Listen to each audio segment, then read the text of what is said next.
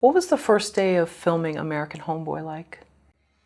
First day of filming was, so this was before we worked to deal with the hotel. We were at a different hotel and they didn't want us to film at the hotel, but I had already rented it. So the first day of filming was us sneaking in a bunch of film equipment for an hour and then completely transforming the hotel room into a studio that we could film in. And the room was a little bit too small, and there were a few things that we needed to iron out after those first interviews. But going forward, we smoothed it out pretty quick by working a deal with the hotel and things like that. So, sorry, was this here in LA or this yeah, was in San Jose? that was in LA. And one thing that I tried to do with the interviews is I tried to be in a full-blown conversation with them by the moment they arrived. So we're in the lobby. By the time we're in the elevator and we're getting upstairs to the hotel, we've already been in a full-blown conversation. So they're just sitting down and we're continuing that conversation. And I found that really helped loosen people up and make it a little bit easier. Part of the reason we did such long interviews, 3-4 hours, is because sometimes when you're talking with people, it takes a while for that shell to come down. Sometimes when you're talking with an academic, for example, they're really putting forward this sort of academic, professional answers on everything. But what I want is the real them. I want to bring down that. And so they'll feel more comfortable as time goes on. So we were really cognizant about being conversational. I didn't have any pre-written questions. We just sat down and talked. And sometimes I would let them just steer the conversation because that would let me know what they were interested in, where their head was at, and so kind of steer that energy toward the film, and then I would figure it out later as far as editing went. And I thought that was a lot easier.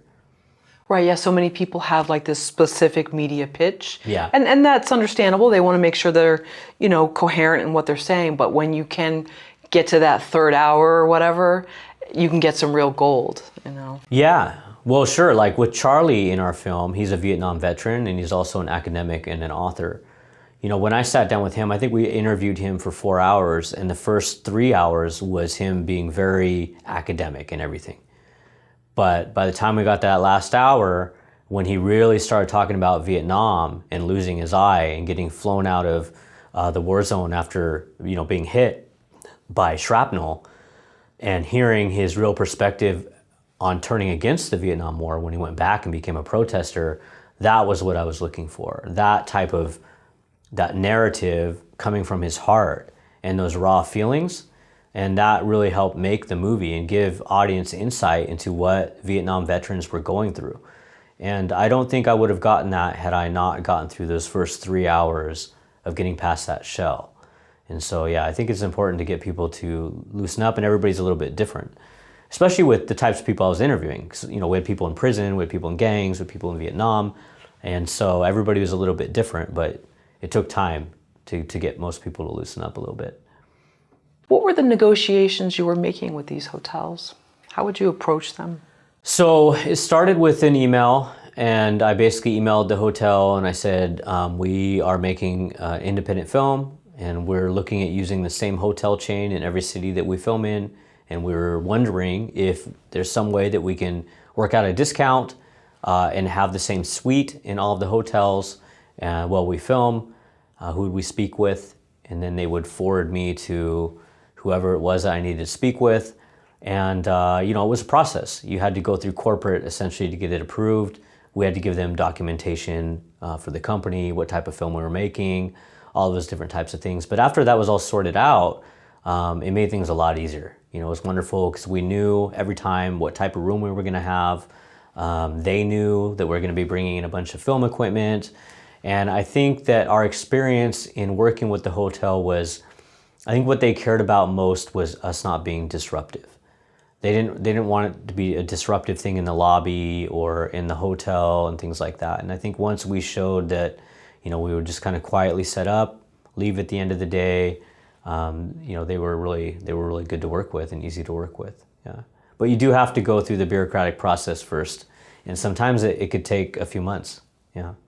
And so there were people that just flat out said no once you told them? Yeah, I think we talked to another hotel first and they didn't want anything to do with it. There's a lot of permits and things like that you have to get in LA.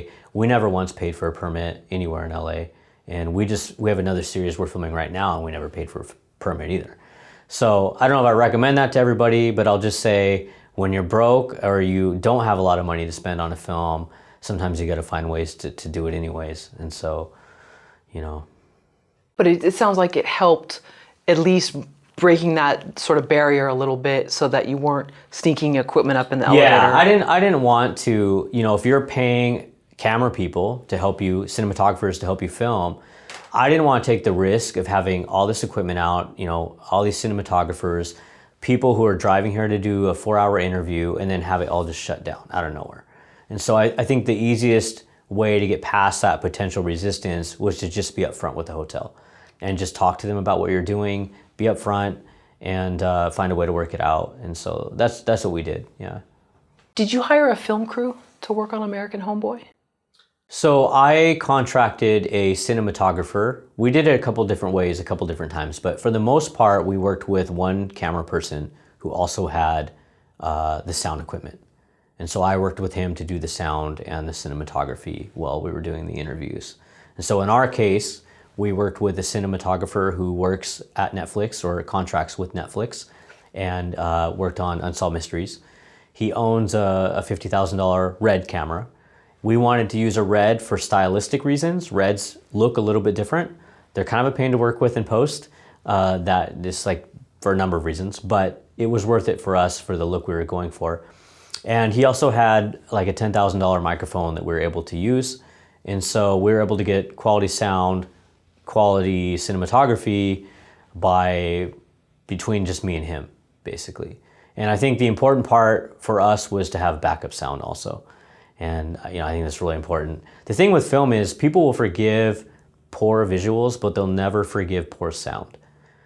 So sound is the most important part of any film, and especially with a documentary film, because you're always going to have kind of spotty footage with documentary films, especially if you're working with archival footage or moving around, but you need to have good film, and so, good sound. So we took a lot of pains to make sure that we had backup audio and really good audio up front. And so he worked for us. And there was a few times when we had to bring in one other person for the sound to help out. But yeah, it just fluctuated depending on how many interviews we're doing. So when you say backup audio, are you talking about like a shotgun mic or a boom op? Yeah, so we did a boom, and then we had lavs for backup. But there were some times when we did two booms, for example, and you know, wired those into somewhere else. So fortunately, we never had any sound problems. But that was my biggest fear through all those things, because bad sound will kill a project. Yeah. And you checked the room sort of for room tone? Did you see if it was too echoey? Yeah, so we dealt with that. We filmed at the same hotel once in San Jose as we did in LA, but the sound dynamics were completely different, even though it was the same room. And the air conditioner was in a slightly different spot, and there was people mowing outside, and so we had a lot of sound issues. But we worked with some professional sound editors in post who cleaned up that sound for us, and then it fit in with the rest of the film. So we were very fortunate to work with one of the sound guys who worked on Frozen 2 for Disney, and I didn't even know he was with Frozen when we did it, so it worked for us to be able to land a quality sound engineer. That was another example of me just approaching somebody, trying to work out a deal, and he was interested in the project, and it turned out he was a pretty good sound guy. So Where did you find him? I found him online. Yeah, just digging around. He was located in the Midwest, and I pitched him this sort of project. So I didn't have a lot of money, but I thought this would be a project that he might want to associate with, because it would go great on his resume and all this. And you know, unbeknownst to me at the time, he's already worked with Disney and some other big companies, but he cut me a rate that was affordable for us working on this indie project. It had turned out that he had grown up in a neighborhood in California that had a bunch of lowriders. And so when I had mentioned lowriders, he's like, oh, well, I was from Mission District in San Francisco originally before I, you know, moved and set up this studio in the Midwest. And so he was instantly on board, and we were able to get good sound for an affordable price. So you did the sort of talking head style interviews with the RED camera. We did. And then you had mostly Juan's archival footage? Or? Yeah, so we used some of Juan's archival footage for some of the 70s and 80s stuff, and then we worked with National Archives to procure a bunch of footage from Ford. And so we actually worked with the lawyers at Ford to get the rights to some of this footage, and then we worked with National Archives and got the deed to some of the footage that we used. So a little backstory for you. Ford, in the late 1800s, early 1900s, they were all over the world. And they had plants everywhere, and they would film stuff all over the world. And they would film newsworthy events and put together these reels for their employees to keep them up to date with recent events and things like that. Well, a lot of those were donated to the National Archives by Ford. And so you can talk to the National Archives and you can get a lot of this footage. And so for us, we had a part of the film where we were talking about the Mexican Revolution. Well, we found actual footage shot of the Mexican Revolution by Ford. Actual footage of the Mexican Revolution in Mexico. And so we got the deed to be able to use that footage in our film through Ford and through the National Archives. Pretty amazing. It sounds like deed, it's like almost like a form of property. You're getting the rights to. For how long does this deed, last, and what's involved? Well, I don't know a lot about deeds, but I think essentially what it was in terms of legal speak was it was basically it was a paper from the National Archives that said Ford had given us the rights to this and you can use this, and here's the legal paperwork that says you can use this also. And so we talked with Ford through lawyers, and then we talked with National Archives through lawyers. There's a lot of big, long process you have to go through if you're making a documentary film. Rights will be something that you spend a lot of time on. And we can get into that. I don't know if we want to get into that at a later point or right now, but you want me to talk about it right now? Yeah, I mean, are these rights in perpetuity, or so you forever, they don't expire, they're not festival rights? No, this was rights in perpetuity in relation to our project. But one thing that I learned in making this project is we had to work with a bunch of lawyers in order to get a distribution deal. One of the things we had to do is we had to sit down and we had to log every scene in an Excel sheet for the whole film, the whole hour-and-a-half film. Every single second needed to be logged. So the lawyers will go through and they'll look at all of those scenes and they'll say, is there music in the background? Is there a logo in the background? Is it public or private property? Is there a release form for this person? And they'll weight it basically and say, what is their likelihood of being sued for any of these points on this scene?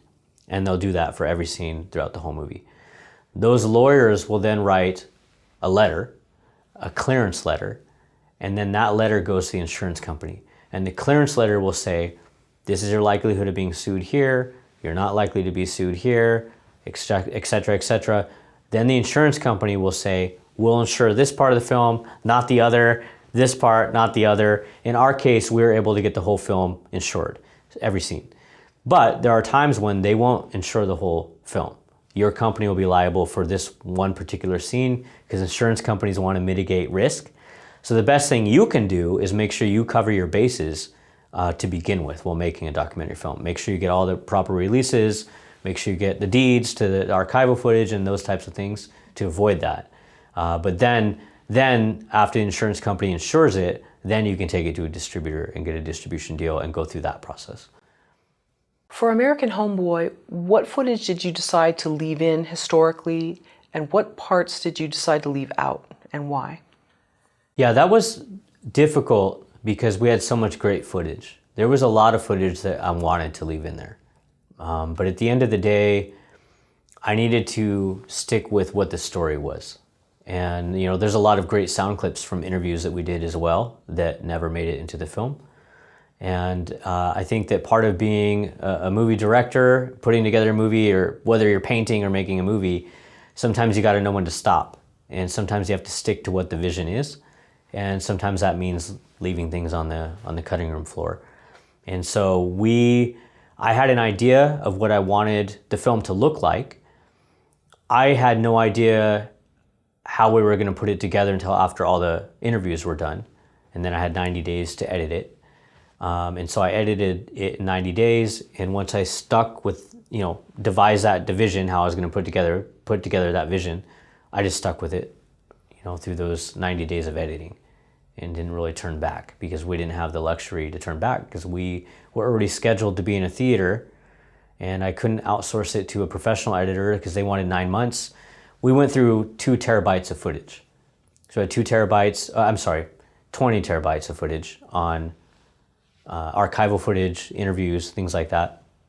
And so we pretty much just stuck with the vision, and that meant we had to leave a lot of stuff on the floor.